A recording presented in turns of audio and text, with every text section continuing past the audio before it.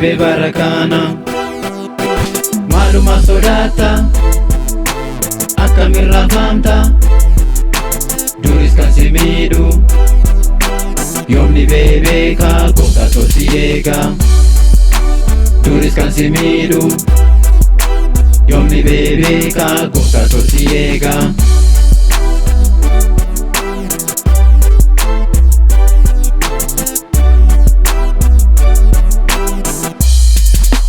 Gorsa keessaa dhaga'i lammii kee birraan ga'i sodaa isaa keessaa ba'i koronaan bisuuf ka'i saba kee barsiisi karaatti agarsiisi hubannaa argachiisi fayyaa gonfachiisi itti caafe maata qaba of furmaata harkaan fuudhi nama dhukkubichi haama harka kee dhiqadhu alkoolii dibadhu gareedhaan nabachuu tasarraa fagaadhu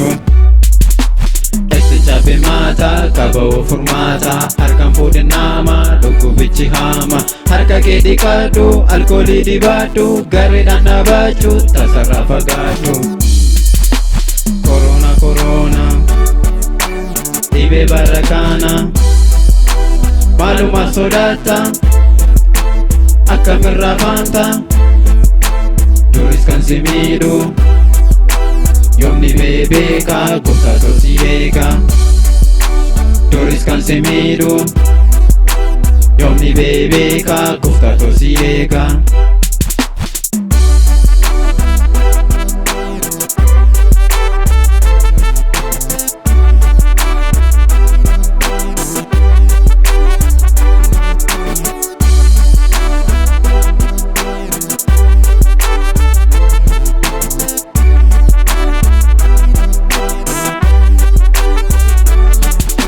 Namarra kan caalu waaqayyoorran caalu ba'a kee solfaata gooftaan sirraa gaata isatti dhiyaadhu cubbuu keetti maadhu qalbii jijjiirradhu dafii arafaadhu jilbaan jilbeenfadhu harka balleeffadhu waaqayyoon kadhadhu lubbuu kee oolfadhu gooftaan osin gaatu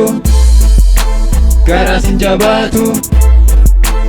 utuutti isa waamtu amatti si laatu